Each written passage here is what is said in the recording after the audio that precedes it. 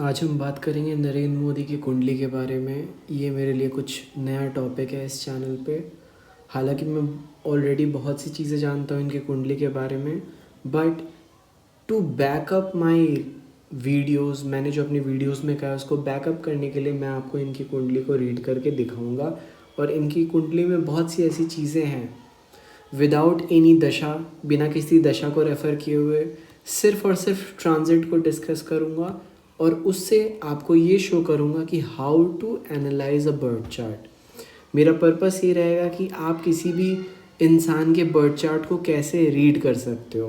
तो नरेंद्र मोदी की जो कुंडली है वो वृश्चिक लग्न की कुंडली है और उनके लग्न में चंद्रमा और मंगल दोनों एक साथ बैठे हुए हैं। तो अगर आप उनकी कुंडली देखोगे, 1 मिनट मैं लगा देता हूँ। हाँ, ये अगर आप उनकी कुंडली देखो तो ये जो चंद्रमा और मंगल है ये लग्न में बैठा हुआ है। शनि 10वें स्थान पे शुक्र के साथ बैठे हुए हैं।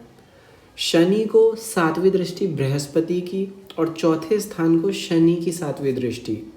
चूँकि चौथे स्थान को शनि की 7वीं दृष्टि पड़ रही है तो इस कारण इनका जो होम लाइफ रहेगा ये हमेशा कष्टकारक रहेगा। बृहस्पति चौथे स्थान पे होने के कारण इनका जो अंडरस्टैंडिंग है किसी भी सब्जेक्ट को लेके ये बहुत ज़्यादा है। चौथा स्थान सबसे बड़ा स्थान बन गया। शनि अभी आज के डेट में जब मैं ये वीडियो बना रहा हूँ तब इनके 3रे स्थान पे चल रहा है और अपने से छठा चाल चल रहा है। तो शनि का काम होता है ये जहाँ पे भी जाता है उस स्थान को स्लो कर देता है। 2020 के जनवरी में इस स्थान पे आया था। आप 2020 के जनवरी के बाद से देख लो, मोदी जी के जो बात करने का जो लहजा है वो कम हो चुका है। ये कम पब्लिक में आते हैं, लोगों से जल्दी बात नहीं करते हैं। इनको चुप रहने का क्या कारण है? तो 7वें स्थान से चौथा, शनि जो है 10वां स्थान जो होता है वो 7वें से चौथा होता है। 7वें से चौथे का मतलब है लोग क्या जानते हैं। तो जो लोग जानते हैं उसके वजह से तीसरा स्थान जो भी हम बोलते हैं उसको स्लो कर देना। तो जो भी बातें ये बोलते हैं उसमें रुकाव आ गया है, उसमें गहराई आ गई है। तीसरा स्थान स्टेप्स होते हैं, मेजर स्टेप्स जो लेते हो, चुनाव करते हो आप, जो चॉइसेस आप लेते हो। तीसरा स्थान कंट्रोल का होता है। क्या मिला इनको कंट्रोल? अभी 2022 के अप्रैल तक इनके हाथ में प्रॉपर कंट्रोल रहेगा। उसके बाद शनि जो है ये चौथे स्थान को ट्रांजिट करेगा और बृहस्पति के साथ ट्रांजिट करेगा। बृहस्पति जब भी कोई ग्रह अपने स्थान पे वापस आता है तो उस स्थान को रिडिफाइन करता है। तो बृहस्पति जब चौथे स्थान पे वापस आएगा इनके घर का विस्तार करेगा। ये जहाँ पे भी रहते हैं उस जगह का विस्तार करेगा। लेकिन एट द सेम टाइम यहाँ पे शनि की 7वीं दृष्टि पड़ रही है। शनि की 7वीं दृष्टि कष्टकारक होती है। शनि 10वें स्थान पे बैठा है। 10वां स्थान सबसे स्थिर स्थान बन गया। इनकी स्थिरता भंग होने जा रही है 2022 के अप्रैल के बाद। 10वां स्थान किसी भी काम को फिनिश करके जो आप रिकॉर्ड बनाते हो, आप मेरे 10th हाउस के वीडियोस को देखो। 10वां स्थान जो होता है वो इंसान रेस्ट जो करता है, अपनी बॉडी को रेस्ट पे डाल देता है। इनकी बॉडी जो है ये आने वाले 2.5 साल के लिए अनरेस्ट पे चली जाएगी। बृहस्पति को ट्रांजिट कर रहा है शनि। तो बृहस्पति को जब ट्रांजिट करता है शनि तो जनरली ये देखा गया है ग्रेविटी इंक्रीज हो जाती है चौथे स्थान पे। इनको कोई ऐसा आदमी मिल जाएगा, ऐसे गुरु मिल जाएंगे, टीचर मिल जाएंगे जो कि इनको गाइड बहुत बढ़िया करेंगे। एट द सेम टाइम इनको शुक्र का भी 7वां दृष्टि पड़ रहा है। तो शुक्र का सपोर्ट भी मिल रहा है। जहाँ इनको पेन मिल रहा है वहीं पे इनको सपोर्ट भी मिल रहा है।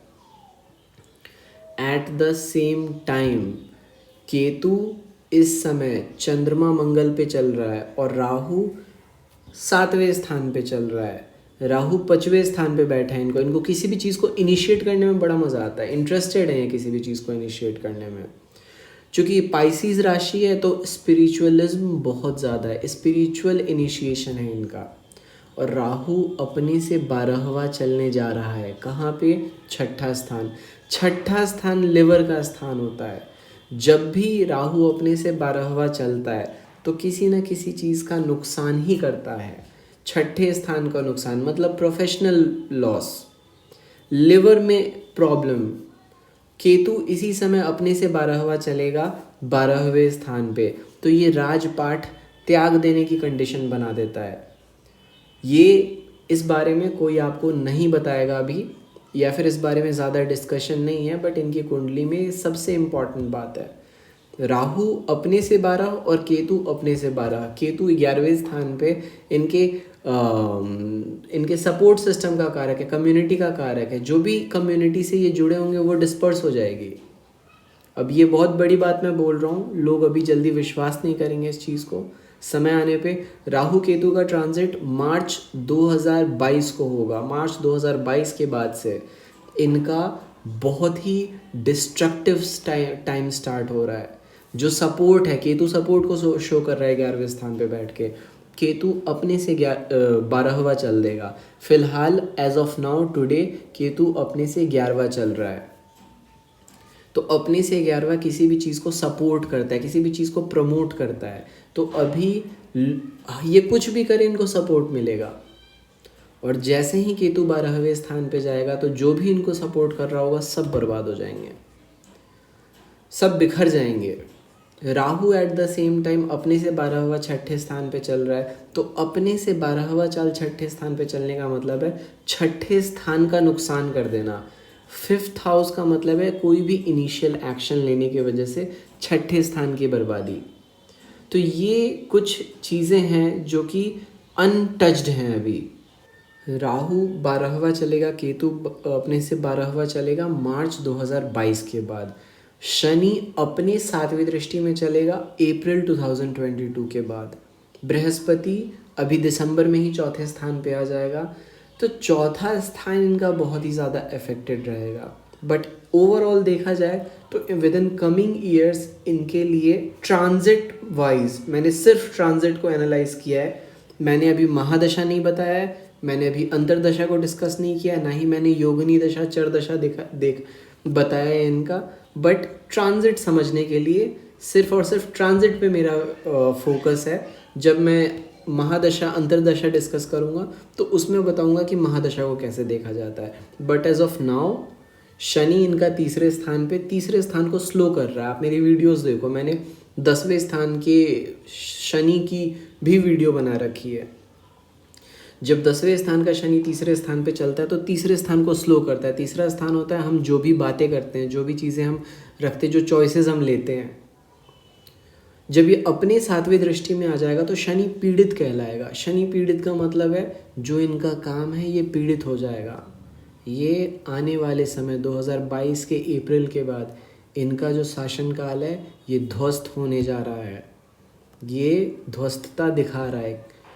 इनकी महादशा लोग मंगल की बता रहे हैं, मंगल की महादशा चल रही है, लेकिन फिर भी ट्रांजिट में राहु केतु के प्रोमिनेंस को कोई डिनाई नहीं कर सकता। ये जो आने वाले 1.5 साल रहेंगे, अगले साल के मार्च से 1.5 साल आप जोड़ लो, ये इनके कार्यकाल का सबसे ध्वस्त पीरियड रहने वाला है।